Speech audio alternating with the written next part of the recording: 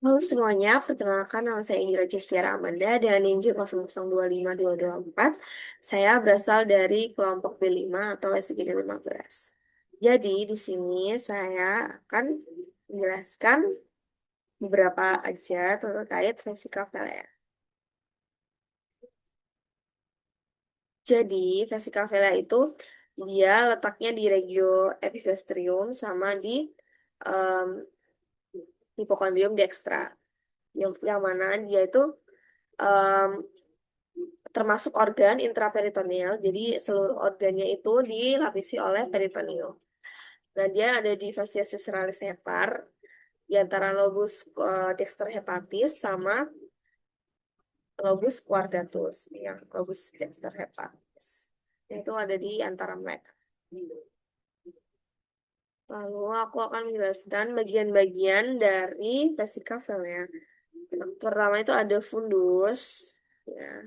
Terus ada corpus, terus ada kolum infundibulum, dan ada ductus cysticus, ada plica spiralis sama pars levis. Nah, jadi di sini aku mau ngejelasin em, yang lebih di sini. Jelasin dia tuh manfaatnya, ya manfaatnya itu untuk apa? Jadi Vesika Flora itu dia tempat penyimpanan dari empedu. Jadi gini, jadi hepar itu menghasilkan cairan empedu kan. Lalu akan disimpan di vesika velea, disimpan dan dipekatkan oleh vesika velea. Lalu ketika ada rangsangan makan, terutama kalau kita makan lemak, itu dia cairan empedunya itu akan keluar melalui ductus cysticus nih. Lalu di sini dia akan bertemu dengan ada ductus hepaticus nih yang komunis. Nanti dia bertemu lalu menjadi ductus coleodokus. Coleodokus ya. Nah, setelah sampai di ductus coleodokus, dia akan masuk ke duodenum melewati di sini ada nanti bentar. Nih. Jadi setelah tadi kita dari sini kita setelah masuk ke ductus coleodokus, dia akan ke duodenum nih, duodenum melewati namanya ini ada papilla duodeni mayor. Jadi keluarnya cairan empedu itu dari papilla duodeni mayor. Nah, di sini itu dikelilingi oleh otot sphincter. Nah, nama ototnya itu sphincter Oddi. Di sini ada tiga bagian otot polos, ada sphincter ductus pancreaticus.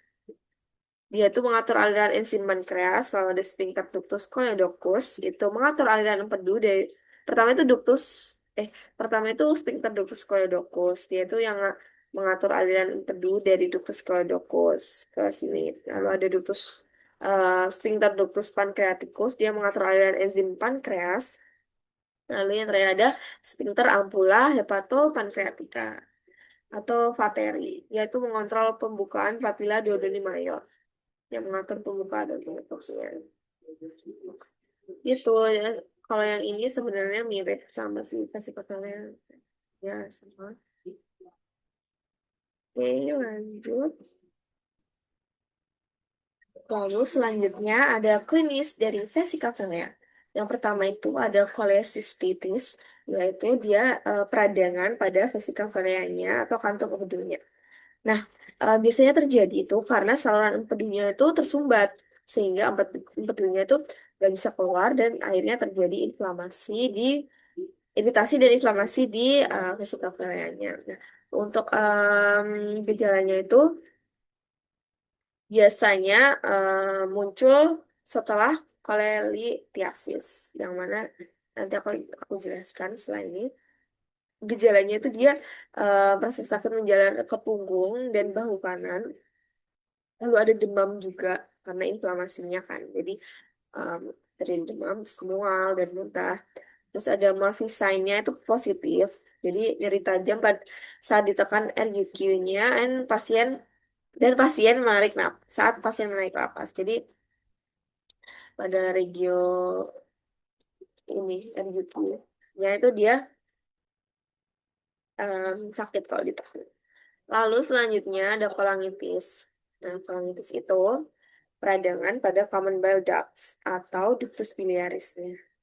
Nah, yang mana? Jadi itu bukan pada kantung empedunya, tapi dia di saluran empedunya.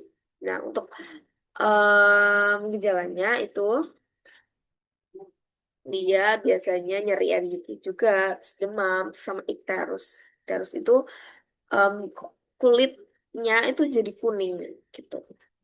Nah, kalau sudah parah itu bisa terjadi tekanan darahnya turun, terus ada bingung kayak penurunan kesadaran gitu. Itu biasanya disebut dengan Raynaud Petard. Itu apa nice to know aja sih. Terus ada kolelithiasis. Kolelithiasis ini dia artinya batu di dalam vesika vilea. Jadi terbentuk karena adanya pengendapan kolesterol atau pigmen dari empedunya. Nah, ini tuh paling sering terjadi dari kolesistitis. Nah, gejalanya itu nyeri perut kanan atas atau nyukinya tadi, atau epigastriumnya juga.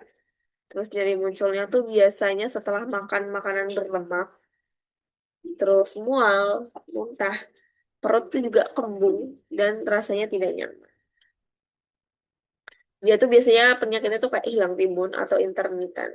Terus selanjutnya ada koledokolitiasis. Nah, koledokolitiasis itu dia batu, dia ada batu, tapi bukan di vesika vilainya, tapi di saluran itunya.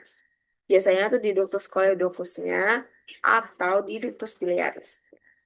Nah, untuk em, gejalanya, dia itu sama ya, nyeri ajuki juga, terus dia juga ikterus, kulitnya kuning, terus urinnya juga gelap, kayak teh gitu, terus fesesnya pucat, karena dia tanpa ada nggak ada pigmen empedu sama mual muntah. Karena saluran empedunya itu kan besar, saluran empedunya itu tersumbat, jadi empedunya tuh nggak bisa keluar, nggak bisa masuk ke usus. Oke, selanjutnya.